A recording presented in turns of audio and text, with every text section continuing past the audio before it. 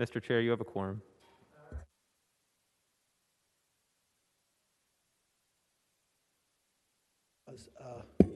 There is a substitute for 1268.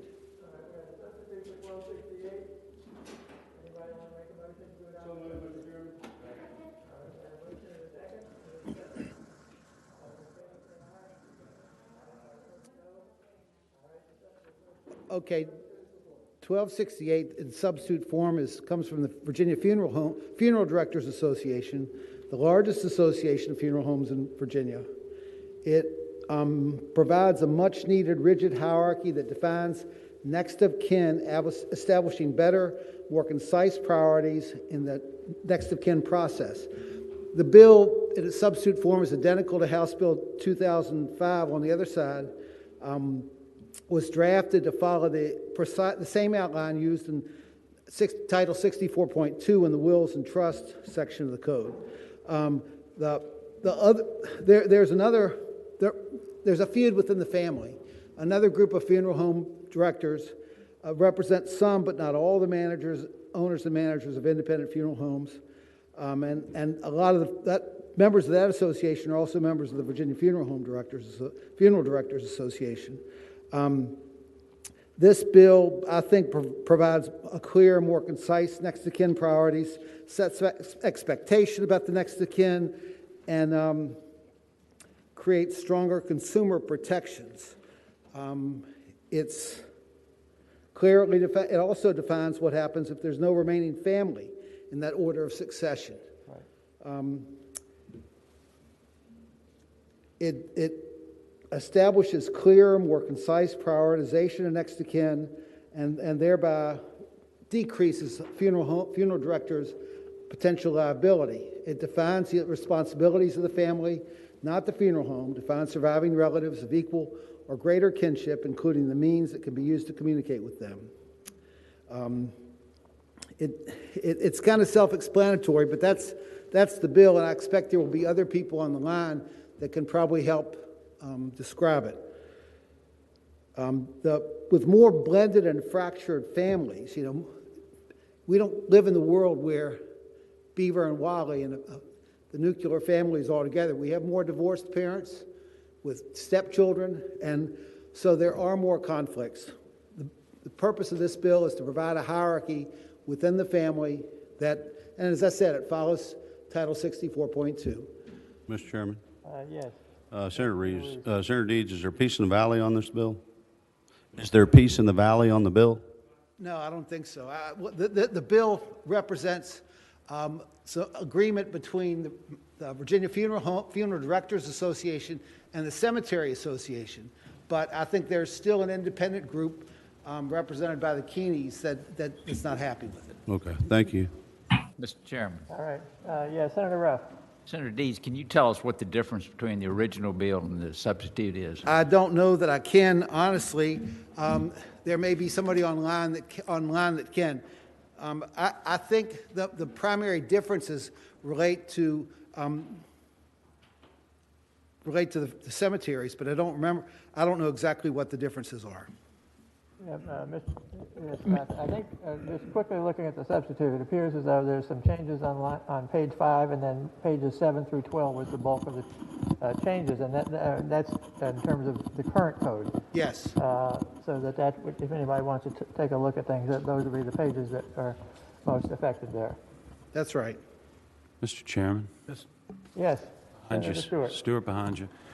Senator Deeds, just to help me put this in context, what currently is the difficulty that these folks are facing and that necessitates this bill? What funeral directors have brought to me is just there are oftentimes fractured families where you've got two sets of kids and a wife or an ex-wife or a husband, ex-husband, or a husband, ex-husband and a boyfriend. There are different people that are trying to be involved in making decisions, and the Virginia Funeral Directors Association believes that if you have a rigid hierarchy in the code, they'll know exactly who to follow, and it'll reduce their liability over the long haul.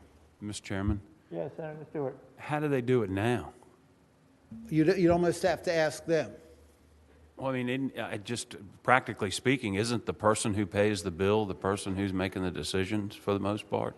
I think a lot of times, Mr. Chair, I would think a lot of times that is the case, but what if the person who's paying the bill isn't the next of kin? What if the person that pays the bill is a son from a first marriage and the third wife is cut out and she gets mad and files suit? Mr. Chairman. Mr. Chairman. Yes, So, yes, Senator Mason. so Senator Deeds, I don't know how this relates to your sub, but one of my major funeral homes was very concerned about this and sent me a scenario. If I propose this scenario to you, would you be able to tell me how it would work out? I don't want to trip you up. I think I could, yes. Okay. So she had a daughter that seemed to have some substance abuse issues, very out of touch, wanted to handle everything, but no money, having some problems. The sister of the deceased handled everything. She felt like with this bill, they would probably been in limbo for weeks, and if this law had passed, they would have been stuck with a body that was not embalmed in their care until it all worked out. I think that's a legitimate concern, but the other side of that is the daughter might have a claim against the funeral director for disposing of the body, because the daughter is a closer kin than a sister. You know, I think the problem is right now there are no rigid rules. There's no set of rules that people follow. Everybody follows. Yeah. And the whole idea here is to end the confusion and come up with one rigid hierarchy that everybody, you know, you have a dividing line right here. You know who set the rules. If this person's not there, you look to the next person. All right. Any further questions? Mr. Chairman, Yes, Senator Donovan. I'll wait. We'll hear. I mostly have comments. I don't have questions. Okay. Thank you. All right. Well, why don't we go on to public testimony? Bo Keeney, please go ahead. Hey, good evening, Mr. Chairman, members of the committee. I appreciate you guys sticking with us. I know it's been a long day for y'all. Contrary to what's been said, this bill does not have overwhelming full support from the funeral profession. Our organization, the Association of Independent Funeral Homes of Virginia, represents the owners and managers of record of over 150 independent funeral homes and chapels across the Commonwealth. And our members don't support this legislation. When you make a list, you inadvertently leave people out. And since this bill was introduced, we've already seen multiple substitutes to address this very point. Initially, the proponents of the legislation forgot guardians, custodians, and even while the current law as it stands today includes grandparents, the substitute that's before you still excludes grandparents, a group that certainly ought to be there. We could go on and on about groups who ought to be in a prioritized list who just aren't there. Virginia addressed concerns about next of kin by passing progressive legislation approximately a decade ago, and it's still working effectively today. In the past 10 or so years, there have been no lawsuits, no challenges with the regulatory board regarding next of kin that we're aware of. The hierarchy message that's before you today sends the message that nobody other than whoever's highest on the list matters. This is going to put the funeral director in direct conflict with other relatives, and it's going to cause problems. Finally, we also have concerns that the legislation aims to exclude cemeteries from this section and the required hierarchy structure. Burying a decedent at the cemetery is obviously part of the disposition process, and we believe should be held to the exact same standard. So the Association of Independent Funeral Homes of Virginia believes the top priority is to serve the entire family, not just one person from the ordered list, and we would ask you to oppose this legislation. Mr. Chairman, Yes, what was that gentleman's name? Bo Keeney. His lobbyist was one of the funeral home groups. All right. Mr. Chairman, Senator Stewart. can I ask him a question? Sure. Bo, can you hear me? Yes, sir. So is it your testimony that the current system works fine and there are no difficulties? Yes, sir. Thank you. All right. Any other questions? Yes. Mr. Chairman, Senator Evan. just to ask Mr. Keeney, or perhaps it would be more fair to ask Senator Deeds if he is a witness otherwise, what happens with unmarried couples who live together but are not legally related? They would not have the right to be involved in the funeral arrangements? Mr. Chair, I would say, look over on line 207, the guardianship language is there. But further down below that, there's a section where people can enter into pre-need contracts, and that kind of trumps the hierarchy. Okay. But if you don't have that in writing, you're going to go back to basically the rules of intestate succession in 64.2. And that's kind of what's outlined from lines 214 through 221. All right. Mr. Chairman, Yes. Senator question Boyce. for our patron. Wondering if the funeral home independent group says that they haven't had any problems. I'm curious about what was the genesis of this bill. Mr. Chair, the genesis of this bill, one of my constituents is a member of the Virginia Funeral Directors Association. It's a larger group. I mean, I acknowledge that Mr. Keeney's group is opposed to this bill. There's kind of a feud in the family. The Virginia Funeral Directors Association is for it. The independent folks aren't. The funeral directors are a larger group, and one of my constituents came to me, and Delegate Sickles has the same bill in the Senate, or in the House. All right. Mr. Chairman. Any other questions? Mr. Chairman. Yes. Yes, Senator Bell. Thank you, Mr. Chairman.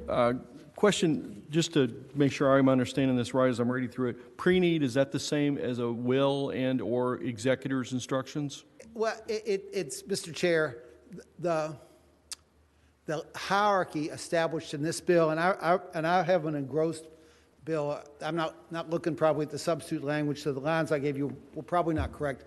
But the hierarchy in here is closer to the intestate succession part of Title 64.2. What happens if you don't have a will? If you don't have a will, things go to your spouse. If you don't have a spouse or you have children by other relationships or other marriages, part goes to your children, part goes to your spouse. If you don't have a spouse or children, it goes back to your parents. If you don't have parents, it goes back to your siblings. You know, that's the law of intestate succession. That's basically what this bill does. Mr. Chairman, one other question, and I think I know this, I just want to make sure, and I thank the patron for the answer. If there's no one fighting, but there's no one in the normal succession who's available, but there is somebody who wants to take over making arrangements, would that person be covered in item 6 on line 209 in that section?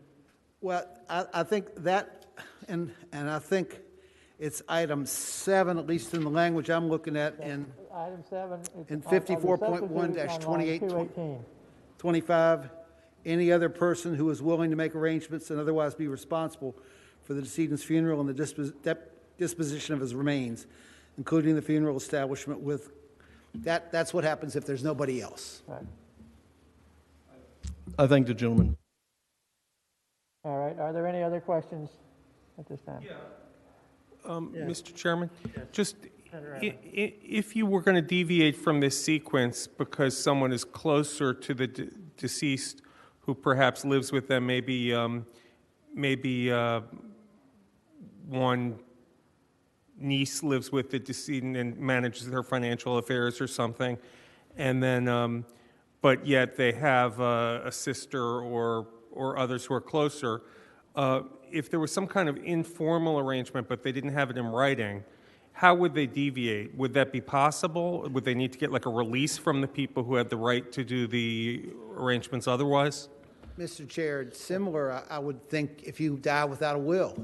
If you die without a will, you follow whoever's left has to follow the rules of intestate succession. If you want somebody who's not within your hierarchy, within your family tree, or without a specific order of your family tree, you got to put it in writing. You have to have a will. See, thank you. Just to follow up on that, I assume if there are multiple family members of different categories, and there's someone who's clearly the higher ranking one and under this listing here, but there's someone else who's actually been, spending more time with them, was closer to the decedent, that between the two of them, they could work out sort of how things would be handled, and presumably there would be no major. The way this language is, it's the surviving child of the decedent, or if there's more than one surviving child of the decedent, the majority of the surviving children. Yeah. So it envisions some agreement if there's more than one child. Right. Okay. All right. Any other questions? Is there anyone else to testify? Amy Seibert, please go ahead. Hi, yes. Good evening, Mr. Chairman, members of the committee. Amy Perrin-Seibert here on behalf of the Virginia Cemetery Association. Yes. As Senator Deeds said in his testimony, that there is new language on here. And if you look at lines 310 and on, that language is the new language that we have asked to be added for the cemeteries. And what it essentially does is it basically removes us from this new next of kin process and moves the language that we were currently under before.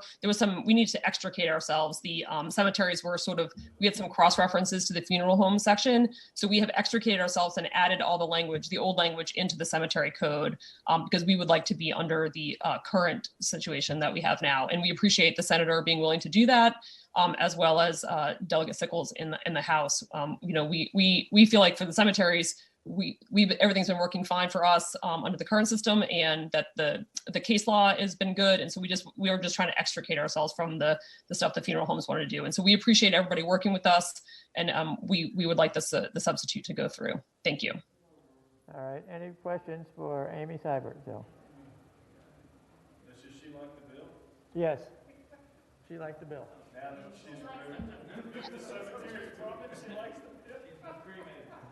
So, all right.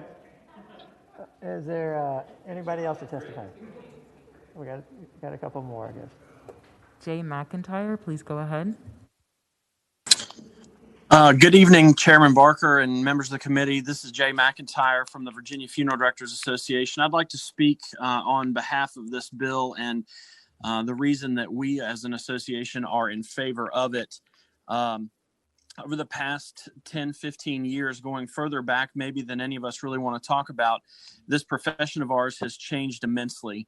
And the families that we serve, the situations that we are faced with as funeral directors are changing rapidly.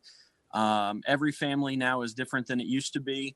The situations that are brought to us with fractured families are causing funeral directors to have some heartburn in certain situations. We feel like adding this hierarchy gives the funeral directors and this profession of ours, and I am one of them, a backbone to something we can stand to. Currently, the way the law reads, the hierarchy is sort of listed, but then it lists or any other person of blood relationship, which basically means anybody who is willing to step forward can make arrangements. And perhaps in certain situations, that is the easier method, but not necessarily the better method.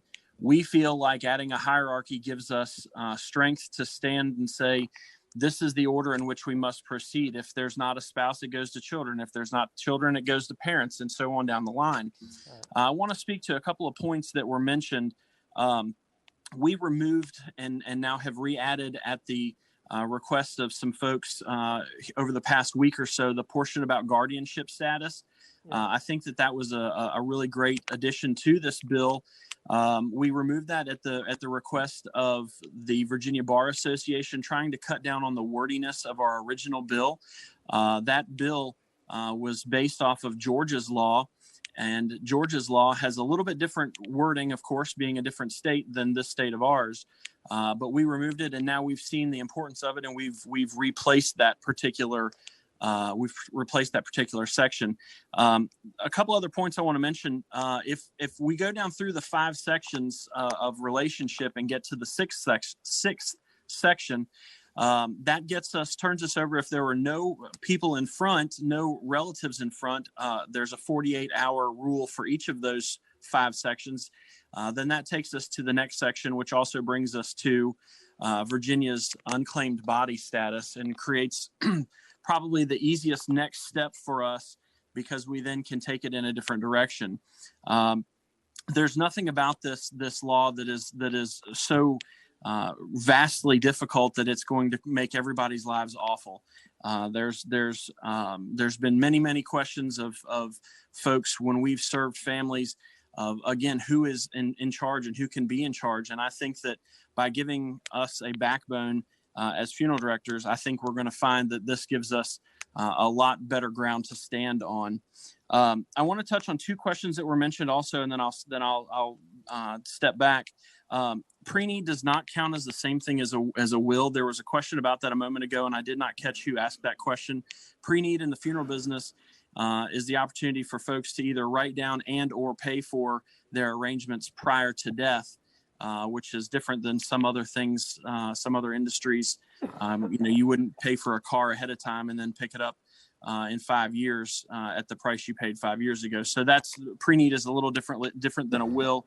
And you can also deviate from the order of succession by having a designee in place. And that designee section is already there in code currently, and it's in the code as we've rewritten it here in our piece of legislation. So again, this law, as we have written it, gives a backbone and doesn't create any ambiguity. It creates a step 1, a step 2, a step 3, a step 4, a step 5. And after step 5, if there's no resolution, then we go to the next possible step. So again, I feel this is something that I have fought for from the very beginning. I was instrumental in the writing of this bill as we've gone along. And it's something that I hold near and dear to my heart. And I think it's going to be a good thing for us in Virginia. All right. Mr. Chairman. Mr. Chairman. Yes. This morning, may I ask Mr. McIntyre my scenario? Yes. So, Mr. McIntyre, one of my folks presented the following scenario. They had a daughter that had substance abuse issues, was in the middle of a substance abuse crisis, no money, really struggling, but wanted to handle everything. The sister of this deceased stepped in to handle everything and ultimately did. Under your bill, what would happen in that circumstance? How would you solve the problem? Well, there's two ways we can go about it, and thank you for the question. First and foremost, there's nothing in this bill that prevents or precludes anybody from paying funeral expenses. That's been a question that's been asked of us by another Funeral Directors Association, the Morticians Association. Nothing in this order prevents anybody from paying for funeral expenses. In the situation that you've presented, if that daughter as such does not claim responsibility and take possession of the remains, after 48 hours, she would lose the ability to be responsible for those arrangements, and then it would go to the next person in order. At this point, we are seeing that more and more families are encountering situations where, again, there is disagreement as to who's responsible. There, in your situation that you mentioned, say, for instance, that there was a daughter, but the mother lived with the sister. And now you have, under the current situation, the sister and the daughter both have equal claim to those remains.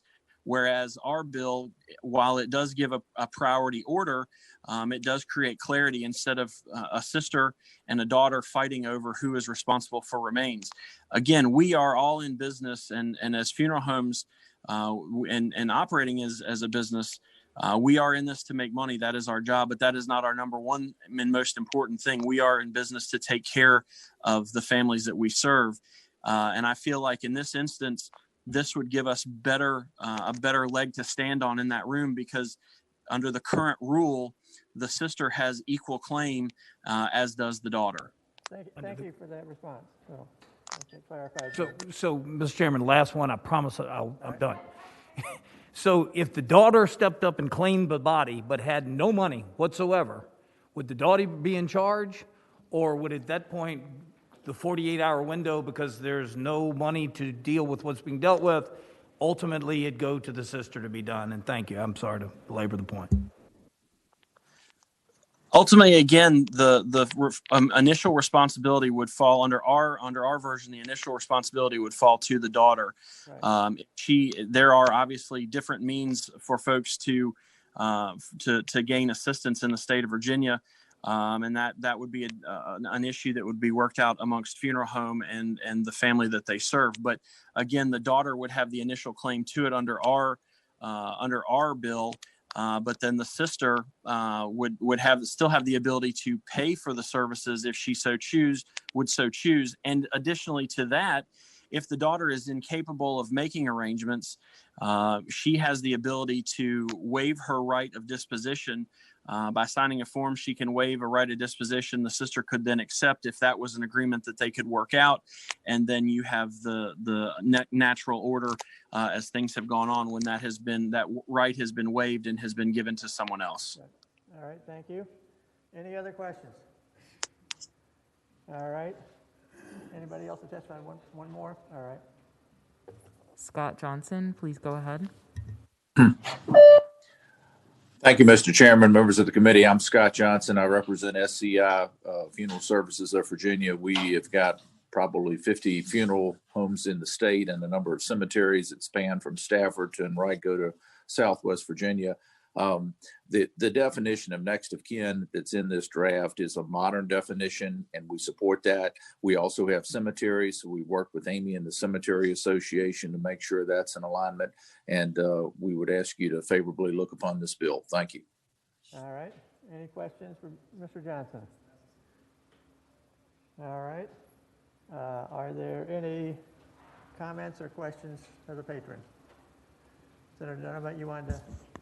Mr. President, Mr. Chairman, I have just reports from several funeral homes in my district that I think are, part of the smaller independent group, but they really feel like this will remove often needed flexibility, increase liability, delay arrangements, increase family disputes, and they say that it takes away much needed flexibility.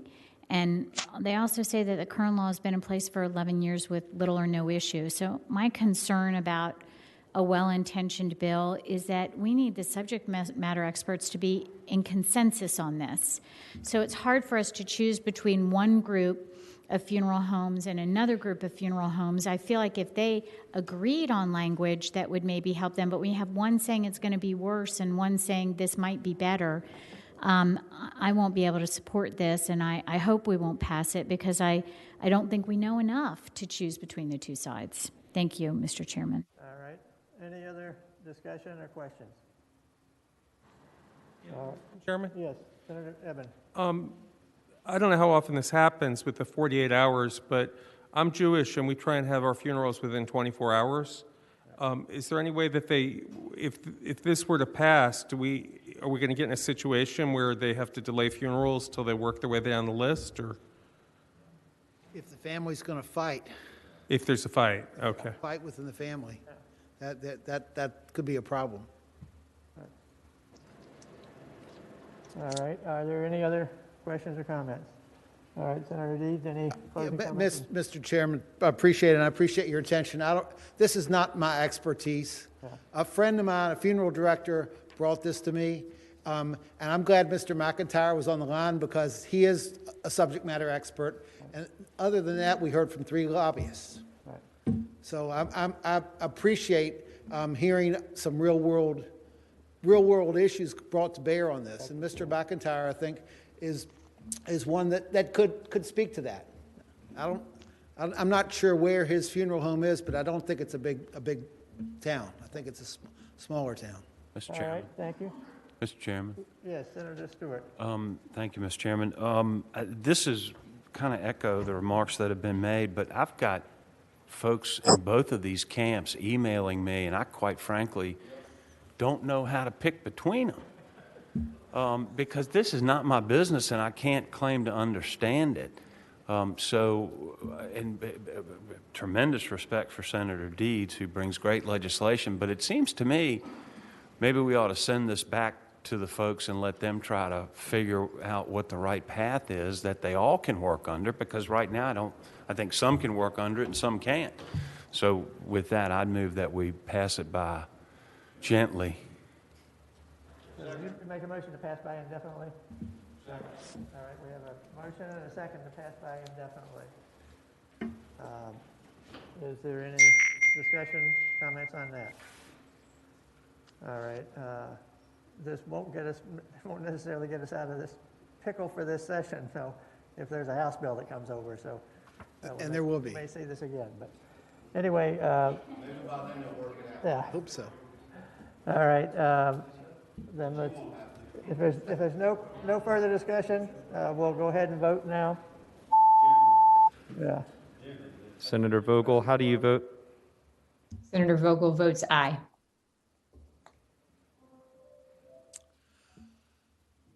Okay, thank you very much. Ayes 11, noes 3. 11 knows 3. Thank you, and we'll see you around. So, all right, and with that, we are adjourned.